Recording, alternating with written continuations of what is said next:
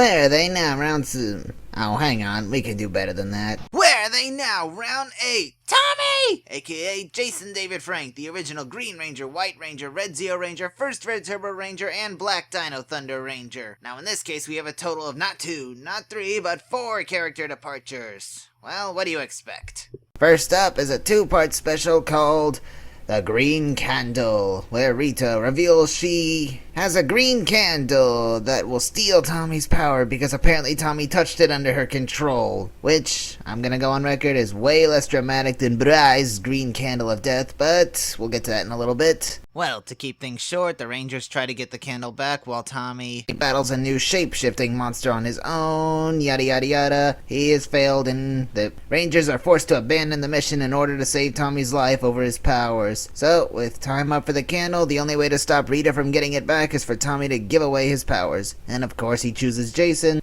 Anywho, the reason for this departure, well, I'm gonna have to give you a little history in this Japanese version, Zyurangers. The stock footage ran out. The backstory in this version is the Green Ranger, or Dragon Ranger he's called there, had actually died and passed on his powers. In fact, he was already dead from the beginning, just living off very limited borrowed time that drained away every time he left his special room. Which is why Tommy only showed up at the end of all the fights he was in. Well, while Dragon Ranger wasn't technically the first extra ranger, he was the first to have his own mech, and to stick around for more than 1 or 2 episodes. And he also made the Extra Ranger a staple in the series Super Sentai. Why? Because there was one thing these two had in common. They were both crazy popular. So, once departed, there was a massive demand for both people to return. The Japanese company Toei ultimately decided to take the high road, keeping Burai dead to teach kids that everyone, even a superhero, can die. We, on the other hand... So yes, with the help of both that hideous American Green Ranger costume and footage from Zhu 2, which is a whole nother video on its own, Green Ranger was back for about 20 episodes. At least now he had a new theme song. However, to anticipate another future leave, which they knew they'd had to do given that Die Rangers didn't fit, Tommy's new powers are limited and eventually drained away. After this, Jason Frank was to begin his own show called Cybertron, which we know now as VR Troopers. He would have been a solo hero playing Adam Steele, while a new actor, Brad Hawkins, was set to be his replacement as the White Ranger. However, the fans of Power Rangers weren't too thrilled to see Tommy leave for good. I was on the show and then stuff kind of happened and they wanted to turn me into kind of my own show, so I started VR Troopers. Sold that kind of syndication kind of worldwide. We sold like 70 to 80% of it. Brad Hawkins, who starred on VR Troopers, was going to be the White Ranger. So when I left the show, all these kids petitioned that they wanted me to come back, saying they're not eating, I mean literally. So they were like, Saban was really worried, and they're like, you got to go back to your show. I was like, oh no man, I just want my own show. I want to like be next door, not like in any other way, but I just kind of wanted to like, I don't know, it was kind of cool. It was the same thing, but anyway, so Brad was going to be, which happened to work out I think for the best, because then I wanted to be in the movie, and that was like a pretty, $80 million movie, and so it happened to be that Brad was the White Ranger, I was VR Troopers, and then again we switched back. So it was just switch. It's literally just walking next door. It was like, okay, man, Right, VR Troopers, here's your helmet, get my helmet, see you, bye. That was the switch. It literally was next door. We door. filmed right here, Yeah. and VR Troopers filmed right next to us in these studios. Right So we'd have like bad guys walk around, hey, how's it going? They're like switching. Well, geez. So, after all that, Tommy is back as the White Ranger, and then eventually the White Ninja Ranger, which today stands as a prime target for KKK joke. Anywho, as we all know, he was there for 2 movies, one of 2 people to be a ranger in both, the other being Adam, the next season as Red Zeo Ranger, and the beginning of Turbo, but that departure I already explained in Kat's video, so let's skip that. But if you want to know Frank's reason for leaving, it's very simple. He was burned out. From day one, they probably should have thought about changing Rangers every year so no actor can have any kind of power.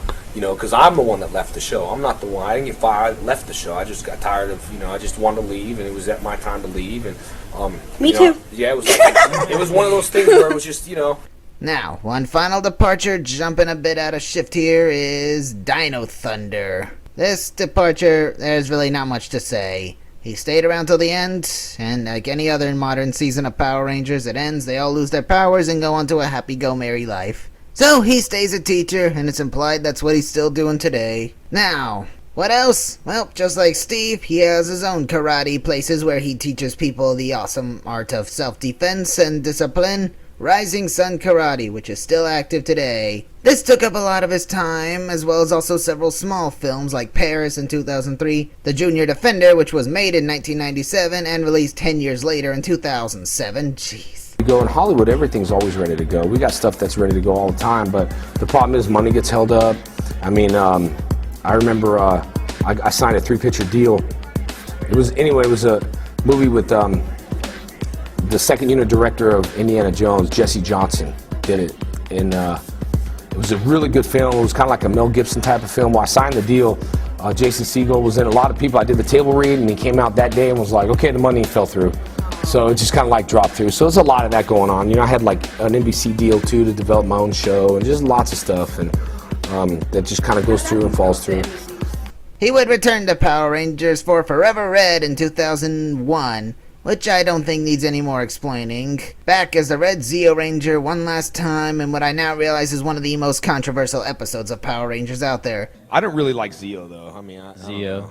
I don't really A lot like of people him so do, much. though. A lot Yeah, of people actually liked Zeo. I just didn't like the star on my helmet. And now going back to Dino Thunder. His return was both a favor to Douglas Sloan and a gift to his daughter, who just adores Power Rangers. Best thing about, afterwards is, again, I mean, I got a 3-year-old little girl who just absolutely loves Power Rangers now, and she, wants me to morph all the time, and she really does. The last time, she just hands me toys and is like, morph, morph, morph, She's like, power up, and she's like, power up, Daddy, power up, Daddy, power up, Daddy. So, he returned for a part that was actually originally considered to be offered to Austin St. John, but since Austin was already a Black Ranger, sort of unofficially, and since it's blasphemy to be the same color twice, the role was offered to Jason instead. So, Tommy returns as the Black Dino Thunder Ranger, and despite having to disappear as a face character for half the season due to family emergency, everything was great until the SPD crossover. It's like I went to Dino Thunder and I thought everything was great on Dino Thunder. I got along good with them, all that stuff. Then they did this episode where, the Black Ranger showed up and stuff, but they never asked me to come back, and then they used Jeff's voice to do my voiceover, which I thought was pretty rude, I mean, it's not even my character's voice, and I would have done it if they just simply asked me. But I think everyone's just, like, we'll never know, like, that's not my voice. Everyone's like, that's not your voice, on the episode, I guess, the reunion on the one after Dino Thunder. Everyone else was back, though, except for me, though, but they never asked me, so. But that's enough beating around the bush, because we all know what you really want to know about. 3 words: mixed martial arts. If you're probably a teenager or you got teenage kids, you will remember the Power Rangers. Oh, I wanted to go on stage one time in Japan to hit one, the bad one. Well, but my wife said no. you mentioned this. You may get a chance to hit a Power Ranger soon, boss, because one is now moving on into the world of MMA. Ooh. The actor best known for his role as Tommy on the hit TV show The Mighty Morphin Power Rangers is preparing to make his MMA debut. When he does, he won't be relying on superpowers, but rather his 30-plus years of martial arts experience. I never look at this as a job. This is just obviously for fun for me, but I like to go out there. I like the competition. I like that fighting. I like that, sense of winning, sense of accomplishment. And I also never want to say, when I get older, I wish I did that. Yes, in 2010, Jason David Frank takes all his famous hi-ya noises into the MMA ring. In that same year, he had 4 amateur fights and 1 professional, and won them all in the first round, 3 submissions and 2 knockouts. However, he has not fought since due to constant problems in either training or scheduling. Hey guys, Jason David Frank. Hey, I want to let everyone know, for some reason my fight was canceled. I think my opponent's blood work didn't come out right. I know Nick got pulled off the card. Randy Howard got pulled off the card, and I got pulled off the card. I don't know why, but that's just the way it is. And, I'm training hard, and I'm looking for my next fight. Although he hasn't fought in that type of ring since, his martial arts has not gone rusty. While still teaching the sport, he now has his own Power Rangers boot camps. Oh snap. Being whipped into shape by a former Power Ranger, what more could you want? Listen, the next boot camp, even the people that came last boot camp, I forgot to give you a copy of this. It's awesome.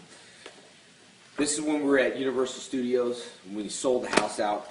This is a magazine. I meant to show you guys last time. This is magazine clippings and logos and magazine clippings from the whole series. It's like a collectible thing from the whole series of everything, including the mall appearance that I did that beat out Santa Claus. That's in here. Just the show me and Amy did and sold out 20,000 people. I mean, everything is in here about the toys. This is a from Saban Entertainment that I got a long time ago. It's copies of news clipping when they were in Burbank. I'm gonna give a signed copy to everybody that comes to the boot camp. It is not for sale; it's for people boot camp only. Well, what else is there to say? Oh yeah, a new movie last year in 2011, The One Warrior. I haven't seen that, but it's gotten pretty bad reviews. I imagine it's probably just, an action flick. But anything... Oh, that's right. There's still one more topic I need to discuss. No. Next time.